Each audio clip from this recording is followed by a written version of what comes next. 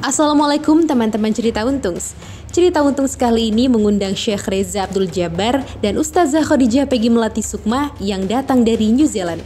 Ustazah Khadijah Peggy Melati Sukma dan suaminya akan menceritakan bagaimana pengaruh boikot produk Yahudi di New Zealand yang bahkan bukan boikot lagi, namun cancel produk. Penasaran gimana isu Palestina ini di negara New Zealand? Yuk saksikan kisahnya hanya di Cerita Untungs.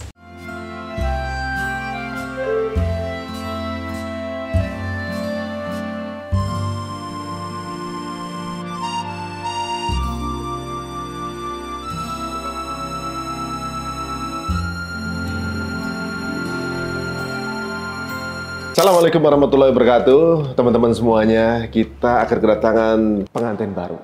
Pengantin baru ya. Pasangan yang Masya Allah banget, karena selama ini kalau aku jujur itu belum pernah ketemu secara langsung dengan Syekh ini. Masya Allah. Karena selama ini cuma via Zoom, terus ketika sama Teteh juga di sini doang, via Zoom lagi. Nah kali ini Masya Allah bisa berkumpul. Pertama kali kita kenal pandemi. Via Zoom juga. Via Zoom juga, makanya alhamdulillah juga. Akhirnya bisa berjumpa secara benar. Kita akan ketemu dengan pasangan yang luar biasa, datang jauh-jauh dari berapa ribu kilometer dari luar Indonesia. Ya, inilah dia pasangan pengantin baru kita. Bang Reza juga, Teh Peggy Melati Sukma. Assalamualaikum. Waalaikumsalam warahmatullahi wabarakatuh. Sebelumnya jazakumullah khair udah menyempatkan waktunya untuk main kesini. Jazakumullah khairan juga semuanya. Untuk kadzalik ya Rabb. Masya Allah. Sore cerita untung. Lagi sore-sore di depan lagi main sama Atta. Beliau video call. Tadi, wah lagi di Jakarta nih gitu. Maaf nih, abang mau kasih tahu gitu kan. Abang mau kasih tahu. Abang baru menikah, alhamdulillah bang. Menikah sama kakak antum gitu. Ini bener apa enggak nih gitu kan? Langsung hari itu berangkat kita ke bandara. Itu ada podcast yang kita itu kemarin kita kejar waktunya tinggal 30 menit sebelum boarding. Masya Allah. 30 menit kita kejar. Ya, kapan bisa ngobrol? Sekarang di bandara sekarang ada kita kejar. Itu unik banget tuh, Masya Allah. Dan alhamdulillah bisa ketemu di sini. Alhamdulillah. Akhirnya bisa duduk dan punya waktu sama suami. Ya. Bisa pegangan gini. Waktu itu sempet sama suami tuh ada gilirnya gitu kan. Iya kan, karena kita sempat terpisah kan. Iya benar. Gimana rasanya Teh tinggal di New Zealand? Seru banget kayaknya. Dimanapun tinggal kalau bersama suami nih. Kesini juga gitu jawabannya. Oh iya, kemana aja ikut ya. Waduh, pasti punya ternak kita kayaknya nih. Tapi gimana Teteh selama di sana? Pasti kan ini activity baru nih kan, pengalaman baru selama di Indonesia ya sibuk berdakwah gitu kan. Terus sekarang baru sama suami berdakwah juga di sana. Alhamdulillah, Masya Allah. Ya tentu nggak bisa diungkapkan dengan kata-kata ya, karena dimanapun bersama suami, insya Allah itu kenikmatan yang tidak bisa dijabarkan dengan kata-kata apapun Poket nggak cukup.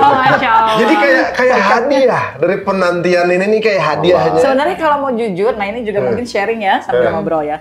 Sebenarnya kalau boleh jujur, kata penantian itu mungkin bukan kata yang menurut Teteh tepat untuk dipergunakan ya, tetapi lebih kepada menjalani apa yang telah Allah tetapkan kepada kita, kepada diri ini gitu. Jadi selama sebelum Allah takdirkan menikah dengan Syekh Reza, artinya memang Allah belum takdirkan ada seseorang untuk menjadi pasangan suami ya, jadi imam. Maka dalam keadaan itu fokuslah kepada apa yang Allah takdirkan gitu kepada kita, sehingga semua kesempatan dalam kehidupan ini yang Allah berikan, meskipun mungkin dalam pandangan orang atau perasaan kita yang terdalam gitu ya, mengatakan aduh enaknya atau inginnya atau mestinya gitu ya, nggak begini misalkan seperti itu. Tapi justru disitulah letak perjuangan imannya. Kalau kita terus mengatakan mestinya nggak begini, enaknya kalau ada suami, aku nggak mau sendiri, dan berandai-andai terus, Nabi Shallallahu Alaihi Wasallam sudah menegaskan ya, seorang Muslim itu tidak boleh if kan tidak boleh berandai-andai. Jangan kan? berandai-andai, karena berandai-andai daripada minas sayatin ya kan. Jadi menjalani apa yang Allah tetapkan dan berusaha memperjuangkan dalam iman dan takwa sebaik-baik yang kita bisa. Ya Masya Allah ya, pada waktunya ketika memang Allah sudah menetapkan itu, kan Ari yang paling tahu, nggak bisa ditolak kan. Waktu itu nggak pakai ketemu, ya kan. Ari ketemu kita di bandara, Iya. kita juga ketemunya di bandara. Itu dia ya. Ini belum dengar nih cerita langsungnya secara singkat ya dari Bang Reza ya. Dan ini juga pelajaran buat teman-teman semua. Bagaimana tuh laki-laki tuh langsung berani aja gitu. Bang, ceritanya gimana Bang? Secara singkat Bang. Nah, ini Kan nggak ada yang jodohin, nggak ada apa gitu. Singkat, durasinya singkat. banyak yang mau dibahas. Insyaallah. Baik. A'udzubillahi minasyaitonir rajim. Bismillahirrahmanirrahim. Ya. Alhamdulillah rabbil alamin. Assalatu wassalamu ala Rasulillah wa ala alihi washabbihi ajmain wa ba'd. Taib. Singkatnya gini, laki-laki mesti tahu apa yang dia inginkan. Dan kalau dia tahu apa yang diinginkan, ya dia nggak perlu memakan waktu lama. Langsung ekspresikan apa yang menurut kita benar sesuai dengan kaidah yang Allah dan Nabi-Nya sallallahu alaihi wasallam tentukan. Dia lanjut gitu. Singkatnya begitu aja, Ri. Jadi laki-laki tuh nggak pantas kalau laki-laki kita mengulur-ngulur waktu, tidak memberikan kepastian, kan begitu ya. Dan berlama-lama, lelaki seharusnya dia segera menyegerakan yang baik, insya Allah. Waktu itu memang berapa lama tuh? Ya kita nggak lama, secepat-cepatnya itu. Nggak, maksudnya ketika 1-2 minggu. TVG, ya. dari kemudian terpikir mau ke TVG, langsung ngomong di situ, langsung WhatsApp atau gimana? Dari komunikasi yang paling pertama, ya pasti via WhatsApp ya, karena kan beda wilayah kan. Komunikasinya pasti via WhatsApp, dan in the very first communication itu udah langsung gini, to the point kan. Intennya ya kan, innamal a'malu binniyat kan gitu. Jadi kita selalu all actions are backed by its all actions are all by its intentions kan gitu ya. Sebuah niat itu selalu mendasari setiap kegiatan ataupun setiap aksi. Ya, amalan. Iya. Nah, jadi ketika kita tahu kita punya niat baik, tentunya ada due diligence. Agama ini juga bukan Islam memberikan kita ruang untuk bisa berkomunikasi dengan cara-cara yang halal tentunya ya. Cara yang halal ini tentu bahasan lain yang mana kita bisa memberikan suatu ruang dan juga mendapatkan kesempatan untuk melakukan due diligence. Jadi due diligence bukan hanya ketika kita dagang, tapi ketika kita juga dalam urusan pernikahan kan gitu ya. Maknanya gini, detail tuh kita cari tahu siapa guardiannya, siapa walinya, hal-hal yang menurut kita penting dan secara syar'i diperbolehkan ditanya gitu kan. Jadi ketika kontak itu memang due diligence-nya itu udah dilakukan oleh abang gitu. Prosesnya udah sebelumnya udah rapi gitu. Artinya pertama kali kontak Teteh, beliau menyampaikan due diligence-nya udah selesai gitu. Jadi memang betul-betul udah mencari tahu, sudah mencari tahu, sudah menggali, sudah istikharah ya, sudah selesai. Jadi istikharahnya jangan dua-duanya, kan lucu ya. Ketika orang yang menikah dua-duanya ingin istikharah. Enggak, yang laki mesti udah tahu kan gitu. Iya. Karena kita yang propose. Men propose kan gitu. Women get proposed. Kan gitu. Kalau women get proposal, maka yang wanita ini dia yang sekarang kita istikharah, kita yang menunggu kan. Tapi ketika seorang laki-laki aneh kalau laki perempuan menikah, artinya proses istikharahnya itu sudah dilakukan kan, makanya dia propose tuh. Makanya dia dulu dia ngelamar ya. Iya. Masa ada seseorang ngelamar dulu, kemudian dia bingung. Benar-benar. Jadi posisinya pria itu offense, gitu ya. Bukan yang defense, masa istiqomah. Jadi gini, the best defense is attack. Ya, benar. Gitu ya, benar. Nah, tapi Bang ini kan tapi apa yang sudah terjadi di masyarakat umum gitu ya, ketika orang mau istilahnya mau mengarah ke pernikahan, otomatis kan harus ada keyakinan dulu kan. Keyakinan bahwa pasangan ini emang dia sosok pilihan yang memang aku yakini gitu. Nah, tapi kan kalau misalnya kadang tuh proses istikharah tuh yang bikin orang-orang jadi kayak gimana mau mengenal, gimana mau yakin, kenal aja belum. Nah, ini kita mesti berhati-hati ya demi Allah. Ini serius, ada sampaikan. Ini adalah was-was minas syaitan.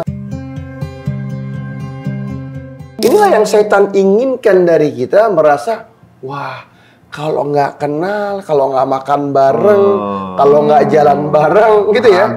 Dan selanjutnya maka nggak kenal, kan gitu ya. Apakah cara mengenal mesti demikian? Yang kita pengen kenal apanya? Bukankah visi ataupun visi, akidahnya, misinya? Ini kan yang kita pengen bangun kan fondasi. Kalau ternyata yang satu senang minum kopi, yang satu minum teh, that's not the end of the world. It means nothing.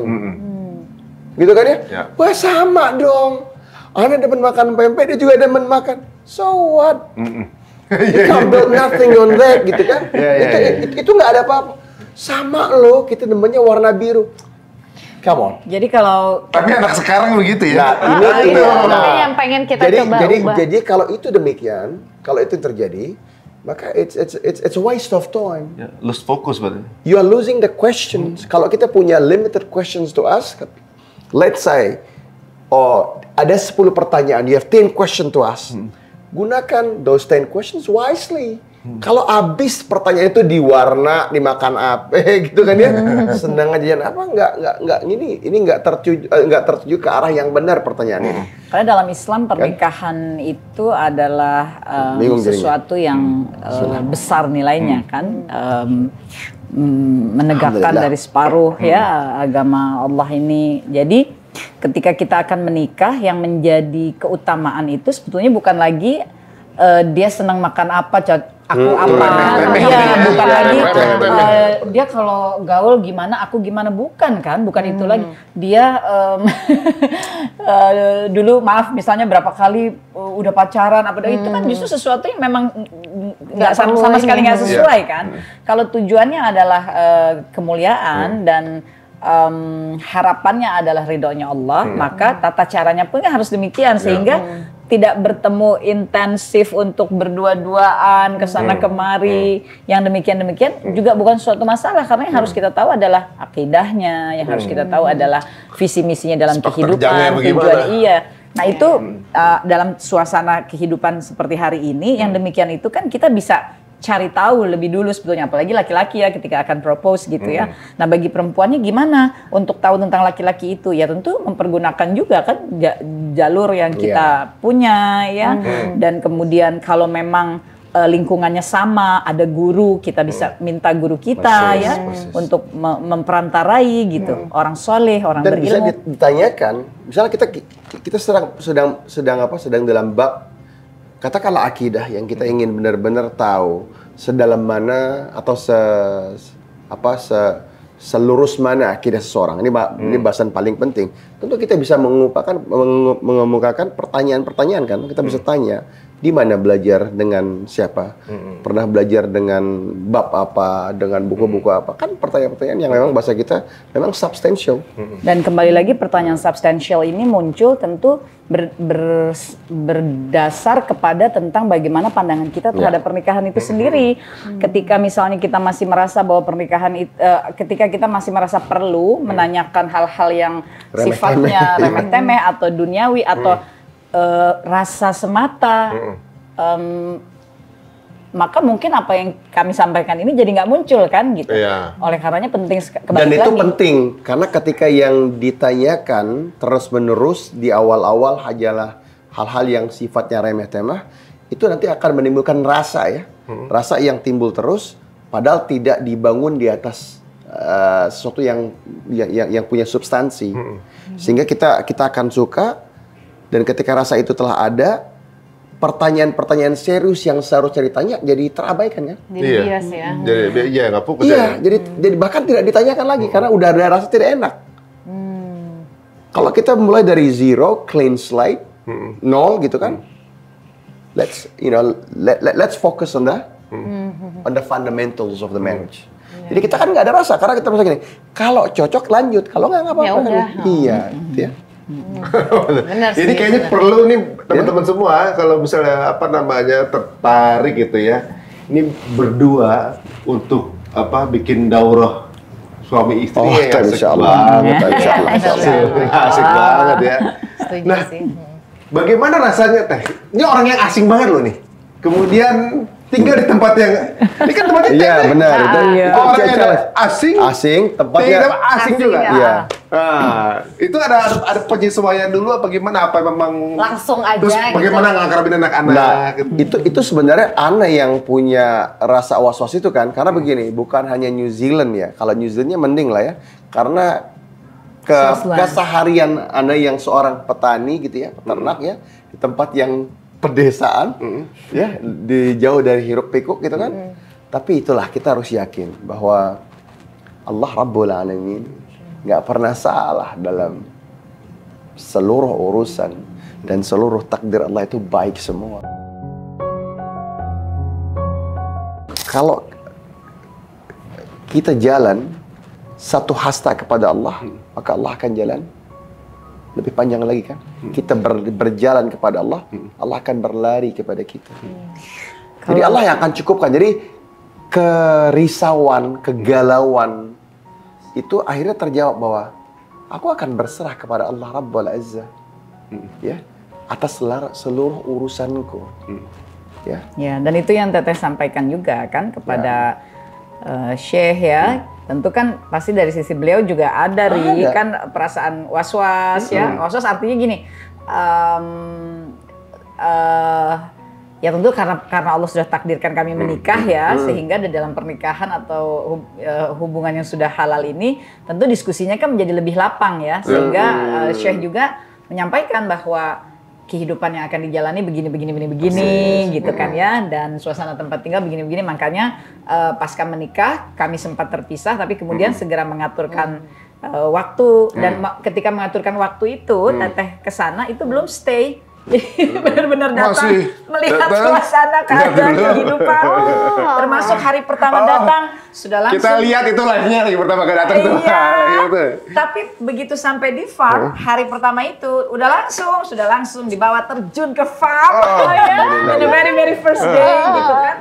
Jadi ya alhamdulillahnya kembali lagi bahwa ya itulah Fan ya, sebagai seorang muslimah ketika kita tahu bahwa suami itu jalan kita ke jannah, maka sekali lagi bersamanya selalu ada harapan kan, ada harapan yang membuncah gitu, karena merasa bahwa Allah sudah memberikan jalan terdekat ke jannah. Kan ini terdekat, di samping kita terus, tidurnya bareng-bareng terus gitu kan, berarti itu jalan. Tentu ada yang mengatakan jalan ke jannah tuh Allah berikan banyak peluangnya ya. Ya, tapi kan ini yang terdekat, yang termudah. Termudah artinya apa? Oh, kalau kita buat kekurangan, kesalahan, ya kan minta maafin dekat gitu ya.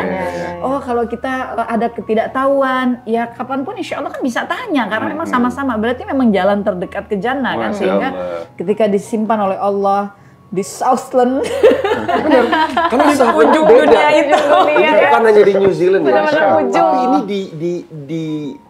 di provinsi paling selatan, dan kita di selatannya lagi ya. Iya, provinsinya Ujung paling peta berarti ya? Ujung peta. Peta paling bawah. provinsinya paling selatan, kota kita Selatan juga. Jadi imam terakhir di peta ya? Iya benar. Jadi benar. Saat ini ya, tentunya kita berharap nanti ada tempat lagi yang Lebih bawah lagi. Itu kan suatu yang kita harapkan insya Allah. Nah, tapi ada suatu ini ya, suatu pointer lah ya, bahwa kita bisa melihat sayangnya seseorang itu ketika kita bicara keseharian. Orang yang selalu di atas makhluk Allah yang lain, misalnya menjaga ternak, menjaga kucing misalnya. Ini ada kesamaan kesenangan gitu ya. Ada kebaikan-kebaikan yang mungkin kadang terlupakan kalau kita melihat seorang yang, waduh, ini bukan berarti harus ya. Tapi kalau kita melihat seorang insan senang sama kucing yang Lapar gitu. terusir, yang lapar, kucing liar gitu ya. Sebagai seorang lelaki kita mesti paham. Ini seorang wanita yang sangat sayang. Kucing aja Berarti diurusin. begini ya. Dalam istilah pernikahan ada suatu terms yang digunakan dalam al-Islam itu, kita mencari seorang wanita, seorang lelaki menginginkan seorang wanita yang al-wadud. Al-wadud ini makna yang paling gampangnya penyayang. Itu terrefleksikan dari dari sikapnya terhadap anak-anak, ya. Akan terrefleksikan Ya, ke sana. enggak, maksudnya anak-anak yang lain, orang murid-murid gitu ya, terhadap binatang-binatang yang terusir, yang liar, yang terluka gitu kan. Ini kan gambaran. Karena ada kisah tentang itu, nanti Iya. harus ini koneksinya apa yang disampaikan Syekh Jadi Reza, kita- ada kisah di balik itu gitu. Jadi kita bisa memantau ataupun memonitor, gauging. Kita bisa, you can gauge someone's compassionate or not by looking at what they do on the daily basis. Oh, Jadi waktu itu hatinya kali Iya, kan gitu ya. Waktu itu kan ya terkait dengan pertanyaan Ari, karena tetehnya pasti kan harus pindah, akan hidup di tengah alam, kemudian selalu akan bersinggungan dengan satwa ya, walaupun fokusnya Syekh Reza itu di sapi perah, tapi kan kita tidak hanya hidup dengan sapi ya, kemudian ada juga sheep gitu, kemudian juga ada juga, bukan sapi Jadi doang ya? cuma satu aja ya? Iya, artinya utamanya sih di sapi, tapi kan kita ada tetangga yang juga sheep, terus kita juga ada domba-domba gitu ya, terus ada kuda, kemudian juga seru banget ya. ada apa namanya, yang dikelilingi lah ya, Tuh anak-anak main kucing kan, lagi. iya Trey. Jadi waktu itu sempat ada di benaknya Syekh Reza gitu tentang yang Ari dan Feni tanyakan gimana kalau nanti teteh ke sana, tapi ternyata ya Allah menuntun gitu di suatu ketika dalam proses ketika sudah ta'aruf dan sudah sampai pada keputusan akan menikah itu, terus dalam suatu waktu teteh sempat bilang, aduh minta maaf ya aku kalau dikontak agak gap gitu, karena kita udah mulai intens kontak karena sudah dekat menuju hari akan menikah. Itu masih kikuk? Bukan, artinya menyiapkan diri untuk keperluannya tentunya komunikasinya untuk itu kan. Jadi komunikasinya perlu di highlight ini terbatas untuk urusan yang penting saja. Gitu ya. Tapi Jadi ngobrol bahkan cuma urusan ketika- itu aja? Ya. Iya, nah bahkan karena waktu pernikahan saat itu sudah semakin dekat, jadi ada komunikasi yang kita lakukan yang memang harus dilakukan gitu ya terkait hal tersebut. Tapi kita membiasakan untuk tidak berkomunikasi yang Terus-terusan iya, intens gitu, yang walaupun gimana. sudah sepakat untuk menikah. Nah di momentum itu teteh mengalami suatu kejadian, yaitu salah satu kucing teteh itu, jadi teteh suka memang biasa merawat kucing-kucing yang di rescue, yang teteh rescue, yang kondisinya sakit, kakinya patah, yang udah mau meninggal, yang ada segala macam kayak begitu. Nah waktu itu salah satu tuh sakit berat dan dia harus operasi dan seterusnya. Jadi teteh berpikir kalau barangkali Syekh ada keperluan gitu untuk menanyakan sesuatu dan susah kontak, Iya. makanya teteh kasih tahu bahwa one of my cat, terus ternyata surprise gitu, one of my cat gitu. Tanya, emang kucingnya ada berapa? Ada 21 gitu. Yang bener tanya. Iya, udah pernah Aduh. cerita kan. Iya. Gitu kan. Bisa satu kita minta tuh. Nah, terus dia sakit, dia harus operasi, dia begini. Nah, sebelumnya ya ada di benaknya beliau itu kan sedang berpikir tentang harus pindah ke sana, hidup Bisa di nggak tengah ya malam, kira-kira segala gitu, macam. Dan ini dan ketika beliau kontak itu teteh bilang, oh maaf ya, terus kucingnya lagi gitu kan. Jadi siap. teteh lagi ngurus, nak sabar ya nak. Dan ini rupanya nih Kan dengerin kita nih bisa mak. kita sebagai seorang lelaki mesti apa? Mesti pasang telinga Ini kan? baru diceritain di sini nih. Mesti sensitif. Oh iya, bahwa bagaimana perhatian dan kebaikan seorang wanita yang akan kita nikahi ini terhadap hewan-hewan, itu kan suatu gambaran kan ya? Ya, segitu-itunya, gitu ya. Iya. Tapi uniknya gini loh, dengan jarak yang begitu jauh, latar belakang begitu jauh, bisa ketemu yang sekufu gitu. Maksudnya Nah, kalau itu kita harus hakul yakin itu urusan Allah Rabbul Alamin. Itu ya, itu Allah yang ngatur. Iya. Kalau itu nggak bisa kita kita katakan. ngepolain itu ya. Nggak bisa. Nggak bisa. Wallah alam. Itu Soalnya begini, kalau ketemunya, misalnya gini, ketemunya orang rumahan di daerah misalnya. Kan sulit, kan beliau udah traveler, jatuhnya. Oh iya kacau. Pokoknya semua yang Kalau iya kalau orang iya kacau. Makanya begini ya, ini pelajarannya di sini. Di surat Talaq ayat 3 ya, ayat 3 ya. Ya. Qala Allah Ta'ala ya, "Wa may yattaqillah yaj'al lahu mahraja wa yarzuqhu min haitsu la yahtasib." Ini surat talak. Jadi ketika orang yang kehilangan istri kan begitu ya, kan talak itu konotasinya begitu ya, Iya. Terjadi perceraian. Tapi makna umumnya juga untuk urusan-urusan lain ketika kita bicara soal masalah tawakul gitu ya. Tawakal ala Allah.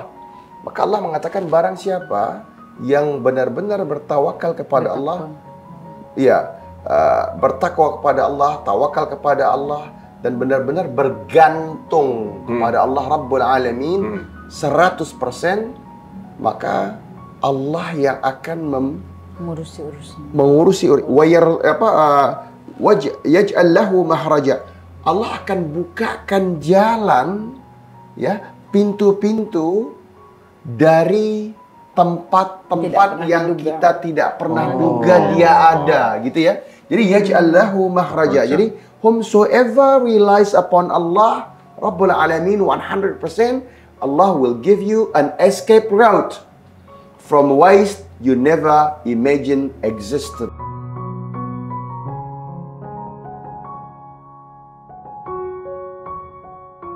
Ya tentu Syekh juga tidak tanggung-tanggung begitu ya mengajak Teteh untuk cepat berproses dalam belajar tentang kehidupan yang memang beliau jalani. Kan memang harus Teteh yang belajar dong, karena kan istri bersama suami kan gitu.